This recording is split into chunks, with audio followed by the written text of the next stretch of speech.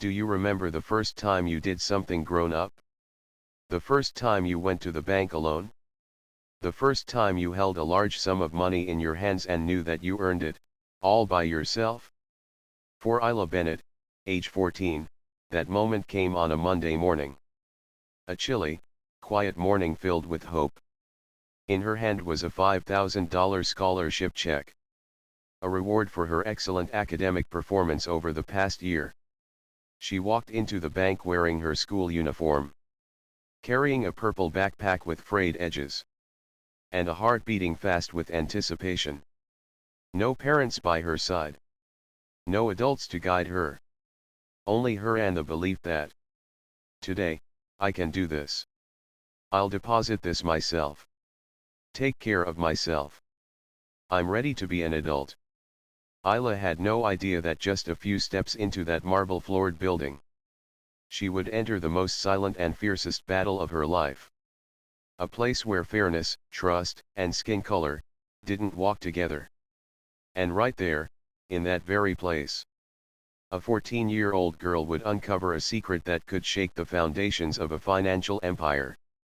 Studio microphone. In today's video, you'll follow me through a true story that plays out every day in institutions that appear to be fair. A journey where a girl who was underestimated stood up not with shouting, but with intellect, with documentation, and with quiet courage. And finally, a lesson for us all, how to turn injustice into action, and shame into strength. Let's start from that morning. The morning a 14-year-old girl only wanted to deposit a check, but ended up shaking an entire system. It was a crisp Monday morning. The kind of morning where the sky feels clearer than usual, and the air holds just enough chill to make you feel alive. 14-year-old Isla Bennett stood at the entrance of Oak Ridge National Bank, her hands clutching a purple leather folder and her heart pounding with both nervousness and pride. Inside that folder wasn't just a piece of paper. It was a $5,000 scholarship check, a reward for months of studying late into the night, of skipping parties, of pushing herself harder when everyone else slowed down. It was proof that effort mattered. Isla wore her school uniform, a navy blazer, pleated skirt, and slightly scuffed loafers she had polished the night before. Her curls were pulled back neatly, and her ID badge hung from her blazer pocket. She had practiced what to say 3 times in front of the mirror. This wasn't just a bank errand. This was a milestone. A declaration to the world. I can handle this. I don't need my mom. I'm ready. Earlier that morning, her mother Darlena Bennett had gently asked, "Are you sure you don't want me to come with you?" Isla had smiled, eyes glowing. "I've got it, Mom. I'm 14 now. I want to do this on my own." And Lena, though a bit hesitant, had nodded. Because she knew what this moment meant for her daughter. Not just independence but dignity. The kind you earn, not the kind you're handed. In so many families, especially black families, teaching children to be self-sufficient is more than a life skill, it's a form of protection. Isla had been raised to work hard, to speak clearly, to carry herself with grace. Her mother, one of the top financial consultants in the state, had built her career from scratch, and she had passed down one key lesson. Success is not about looking rich. It's about being ready when life tests you. And this morning, Isla felt ready. Not in the form of a math exam or a college interview, but in the form of a bank manager's eyes. A cold smile. And a voice that would ask the question no one had prepared her for. And that's where we go next. Because just a few steps inside that marble-floored lobby, Isla's confidence would be challenged in a way no textbook could have warned her about. Let me take you there. To the moment where her story begins to bend. As Isla stepped across the cool marble floor, she felt her shoes click a little louder than usual. Or maybe it was just her imagination heightened by the silence that seemed to surround her. She walked up to the teller window, placed her folder carefully on the counter, and with the most professional tone she could summon, said, "Hi, I'd like to deposit this scholarship check into my student account." The teller, a young man named Ben, took the check. His expression didn't change, but his body language did. He held it up to the light, turned it over, held it up again. And then he looked at her, not with a smile, but with suspicion. From behind him, a woman in a fitted blazer and expensive heels approached. Claire Morton, the bank manager. Late 40s. Impeccably dressed. Her eyes scanned Isla from head to toe and paused at the check. A $5,000 check. Claire's voice rang slightly louder than necessary. For a student? Where did you get this? Isla felt her face grow warm. But she had practiced for this. It's from my school. I won a merit-based scholarship. I have the award letter and my school ID right here. She handed over the documents, steady hands masking the tremor in her voice. Claire didn't even glance at them. Instead, she muttered to Ben just loud enough for others to hear. We've had a lot of fraud lately. I'll need to verify this one personally. And just like that, the air changed. What had been a moment of pride, turned into one of discomfort. Isla wasn't just another customer. She had become a question mark. That moment? That's called a microaggression. It's not an insult shouted across the room. It's not a slur scribbled on a wall. It's a raised eyebrow. A too loud question. It's the assumption that you in your skin, in your shoes, in your space don't belong. And it happens every day. When a black student is asked to prove their scholarship. When a Latino dad is mistaken for a janitor instead of a parent. When a Muslim woman is randomly selected for extra screening, again. They're not always illegal. They're not always intentional. But they always leave a mark. For Isla, the mark came in the form of stares from nearby customers. The kind of glances that say, "What's she doing here?" The whispers that didn't need words. The quiet space between the teller's doubt and the manager's tone that told her everything. She wasn't being helped. She was being filtered. Respect isn't just what you say. It's how you say it and who you choose to say it to. Isla had said all the right things. But somehow, she was already on trial. And while she stood there, waiting for Claire to return with some vague verification, she began to notice more patterns, disparities. A lobby full of people, being treated very differently. That's where we're going next. Because sometimes, injustice doesn't shout. It smiles and moves someone else to the front of the line. 5 minutes. 10. Then 15. Isla was still standing in the same spot right next to the teller window, her folder now tucked under her arm, her gaze bouncing between the clock and the doorway where Claire had disappeared. No one had come back. No one had said a word. And still, Isla waited. At first, she thought, maybe they're just busy. Then, maybe the system is really slow today. But after 20 minutes, a strange heaviness settled in her chest. Not just from the delay, but from the silence. No one had told her what was going on. No one had offered a seat. No one had even looked her in the eye. And that's the thing about waiting. When it's fair, we all do it. But when it's used as a tool to control, to diminish, to devalue, it becomes something else entirely. A form of silent punishment. A way to say, without saying, "You're not worth our time. You can wait. The others can go ahead." Isla watched as customer after customer was greeted with smiles, served with ease. A man in a suit walked in, handed over a similar check, and was done in 5 minutes.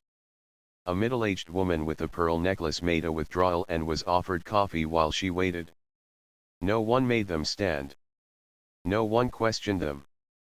No one treated them like an inconvenience. And that's when Isla realized. She wasn't just being ignored. She was being taught a lesson. One that countless people of color, especially young ones, have learned in quiet corners of polite society. Be patient. Be silent. Be grateful that we even acknowledged you. But Isla hadn't come to learn that lesson. She had come to deposit a check. Sometimes, discrimination doesn't come in the form of a door slammed shut. It comes in the form of a door left open, but no one inviting you in. Just long enough to make you feel small. Long enough to make you question if you belong. And still, Isla waited. The marble under her shoes began to feel colder. The silence around her grew louder. And somewhere deep inside her, something began to shift. She was no longer just waiting. She was watching. Noticing. And what she saw next would shake her more than the wait ever could. Because it wasn't just about her. It was about who got welcomed, and who got turned away. From her quiet corner near the teller booth, Isla watched. She wasn't fidgeting anymore. She wasn't checking the clock. She was observing, really observing. And what she saw began to etch itself into her memory like ink on paper. A well-dressed elderly couple entered the lobby. The moment they stepped inside, Claire Morton, the same manager who had questioned Isla's check, walked toward them with a smile that seemed reserved for only a select few. Mr. and Mrs. Langford. Always a pleasure, she beamed, ushering them toward a private consultation room. No ID requested. No check held up to the light. Just warmth. And access. 5 minutes later, a young man walked in. His accent hinted he was an immigrant. His papers looked neat, his shirt pressed. He approached the same counter Isla had. Claire watched him from afar. And without even waiting to hear his request, she motioned to the teller. Sorry, sir. The system is running slow today. It might take a while. The man nodded quietly and stepped back. Then, not 2 minutes later, a white couple entered with similar documents. Claire practically floated toward them. Let me help you right away, she said, her tone suddenly soft and eager. You're in good hands here. It was subtle. So subtle, in fact, that if you weren't looking for it you'd miss it. But Isla saw it clearly now. It wasn't about paperwork. It wasn't about policy. It was about preference. It's not always written into company handbooks. It doesn't announce itself with flashing lights. But it's woven into daily behavior, into assumptions, into smiles that only appear for certain faces. Systemic bias is when the system quietly adjusts itself to include some and exclude others. And the most dangerous part? It often looks like good service. Studies across the U.S. banking system have shown that Black and Latino applicants are more likely to be denied loans, offered worse rates, or asked for more documentation even when their financial profiles are identical to white applicants. It's not a glitch. It's not a coincidence. It's a pattern. Isla didn't have the vocabulary for all of this yet. But she had instinct. And her instinct told her. This isn't right. And it's not just happening to me. That realization was quiet, but it was powerful. Because once you see it, you can't unsee it. Discrimination isn't always a slammed door. Sometimes, it's a smile that doesn't reach your eyes. A tone that suddenly shifts. A delay that only happens to you. And recognizing it? That's the first step to calling it out. Isla's gaze returned to the teller. She noticed he kept glancing over his shoulder, as if waiting for someone's approval before taking the next step. It wasn't just Claire. It was a culture of permission where fairness had to be earned by looking a certain way. And the longer Isla stood there, the more she began to understand. This isn't about a check anymore. This is about who gets to be trusted. And who has to prove they belong. But what happens when someone dares to resist that silence? When they don't just wait but start paying attention. Start writing? That's where we're heading next. Because Isla didn't come to the bank just with a check. She came with a pen. And that made all the difference. It started with a shift in posture. The security guard, who had been standing idly near the front door, suddenly moved closer to Isla's corner. Not saying anything. Not doing anything. Just standing there. Watching. His arms were crossed. His expression unreadable. But his eyes? Fixed on her. At first, Isla thought it might just be coincidence. Then Claire's voice rang out sharp, clipped, meant to be overheard. Keep an eye on her. Make sure she doesn't leave. And just like that, something inside Isla collapsed. She wasn't being helped. She wasn't being served. She was being contained. You see, there's a difference between being ignored and being watched. To be ignored is to be overlooked. But to be watched like this is to be judged. Without a trial. Without a word. For Isla, it was a shift she could feel in her body. The tightening in her chest. The heat rising in her face. The sudden urge to either shrink, or scream. But she did neither. She stood still. Because in that moment, she remembered every story her mother had ever told her about how to stay safe in uncomfortable places. Be calm. Don't raise your voice. Don't give them a reason to say you were the problem. And that's the cruel irony. When you're seen as a threat just for being, you start walking through the world like it's a minefield. Measuring every step.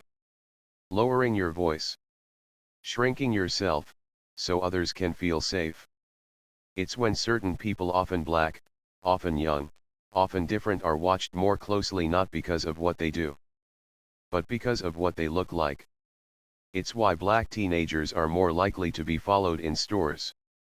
Why immigrant workers are more likely to be flagged at airports. Why kids like Isla are treated like suspects for daring to walk into a bank, with a scholarship check. The message is unspoken, but unmistakable. You don't belong. And we're watching to make sure you don't forget it. Isla stood her ground. But inside, she was unraveling. She could feel the stares. The whispers. The quiet chuckles from across the lobby. She wasn't just being monitored. She was being publicly humiliated with a silence that shouted louder than words ever could. Shame is a powerful tool. It doesn't require handcuffs or raised voices. Sometimes, all it takes is a glance. A command. A guard standing just close enough to make you feel unsafe. And yet, even in that moment, Isla didn't fold. Something deeper was awakening. A quiet kind of strength. The kind that grows when you have nothing to hold on to except the truth. And truth, as it turned out, was all around her. In passing conversations. In hushed exchanges. In folders marked confidential. Because while Isla stood there being watched, she also started to see. And what she saw next would change everything. Isla had learned, by now, how to go quiet. Not the kind of quiet that means surrender. But the kind of quiet that watches. Listens. Waits. From her corner near the back of the bank lobby, half hidden behind a potted plant and a tall counter, she stood motionless, but her mind was alert. That's when she noticed Claire again. The manager wasn't at her desk. She wasn't near the tellers. She was across the room, leaning in toward a tall man in a dark suit. There was something different about the way she spoke to him. Not the polished disdain she reserved for people like Isla. But a sort of eagerness. Urgency. And then Isla saw it. Claire handed him a manila folder, thick and slightly worn, with one word printed in bold on the front. Confidential. The man nodded, flipped it open, glanced through the pages. He looked pleased. Isla tilted her head, straining to see. She couldn't read the details from where she stood. But she didn't need to. Because the man's face told her everything. She had seen him before. Not in person but in photos, in newspaper clippings her mother had shown her. Marcus Devereaux. CEO of Meridian Banking Group, a direct competitor to her mother's firm. And Claire? She wasn't just a rude manager. She was a conduit. Suddenly, the pieces began to fall into place. Claire's hostility. Her determination to delay Isla. The folder. The man. This wasn't just about a scholarship check anymore. This was about access. Leverage. Sabotage. It wasn't uncommon. Across industries, there are always a few who abuse their positions, leaking data, feeding secrets, undermining their own companies for personal gain. It's called corporate espionage, and while it often sounds like something from a spy novel, it happens every day. In finance. In tech. In healthcare. And today, in a quiet suburban bank, right in front of a 14-year-old girl. Sometimes injustice wears a mask. It looks like policy. Or professionalism. Or a folder marked confidential. But when you look closer, you see it for what it truly is, a choice. A choice to harm. A choice to betray. A choice to pretend that power makes you untouchable. Isla felt her stomach twist. Not from fear but from certainty. She didn't know exactly what was in that folder. But she knew it mattered. And she knew she couldn't unsee what she had seen. She reached into her bag and pulled out the small leather notebook she always carried. A gift from her mom. Write everything, her mom had once told her. Even the things people don't want written down. So she did. Time. Names. Facial expressions. The word confidential. She wrote it all. Because Isla had come to the bank to deposit money. But what she found was something more valuable. The truth. And now, she had a choice of her own. The notebook was small, fitting neatly in the palm of Isla's hand. Black leather. Worn edges. Each page inside had soaked up the scent of late-night study sessions, notes from debate club, and diary entries she wrote just for herself. But today, the pages would hold something else. Truth. In real time. Isla took out her pen. Her hands trembled slightly, not from fear, but from clarity. She began to write. Not in panic. But with purpose. 11:12 a.m., entered the bank. 11:18 a.m., teller took my check. Held it up to the light. 11:20 a.m., manager questioned me. Raised voice. Didn't look at my documents. 11:42 a.m., Claire gave folder labeled confidential to Marcus Devereaux. She kept going. Facial expressions. Phrases she overheard. Even the tone in Claire's voice, sharp when speaking to her, soft when speaking to others. It might have looked like a girl doodling in her journal. But Isla was building something far more powerful. A record. And in a world that so often asks victims to prove what happened, a record is resistance. Across history, notes like these have sparked movements. When Rosa Parks was arrested, it wasn't just her refusal that made history. It was the documentation that followed. The witness statements. The signatures. The records. When Anita Hill testified before Congress, her handwritten notes helped shape a national conversation on sexual harassment. And in Isla's case, this notebook wasn't just paper. It was proof. Of patterns. Of prejudice. Of silence breaking. In the face of injustice, you don't always have to shout. Sometimes, you just need to write it down. Because a system that gaslights you can't erase your handwriting. And that's what Isla understood even at 14. She didn't know exactly what she would do with this notebook. But she knew it mattered. Because people would question her. People would try to rewrite the story. But she had the facts. Written in her own hand. As she closed the notebook, something shifted inside her. She no longer felt small. She felt steady. She wasn't just the girl with the check anymore. She was a witness. And the next move wouldn't be hers. It would belong to someone who had no idea what Isla now carried in her backpack. The truth. Because just then, the bank doors opened. And in walked someone Isla hadn't seen since breakfast. Her mother. The bank doors slid open with a gentle hiss. And just like that, everything in the lobby shifted, though no one said a word. Dr. Lena Bennett stepped inside, her heels clicking softly on the marble floor, her coat still buttoned, a leather portfolio tucked beneath her arm. She didn't look angry. She didn't raise her voice. But every movement of hers, calm, deliberate, composed, carried the weight of someone who was used to walking into rooms that weren't made for her, and commanding them anyway. Isla looked up, and for the first time in nearly an hour, she exhaled. Her mother had arrived. Not with panic. Not with drama. But with presence. Claire Morton straightened the moment she saw her. "Miss Bennett," she said, her voice suddenly dripping with the fake sweetness reserved for clients with clout. "I wasn't expecting you today. Is there something I can help with?" But Lena didn't respond to Claire. Not yet. Her eyes were on her daughter. And what she saw made her expression tighten just for a moment. The cornered stance. The folded arms. The silent guard still posted nearby. "Isla," Lena said gently, "are you okay?" Isla nodded. But then she opened her notebook. And read. She didn't raise her voice. She didn't cry. She didn't plead.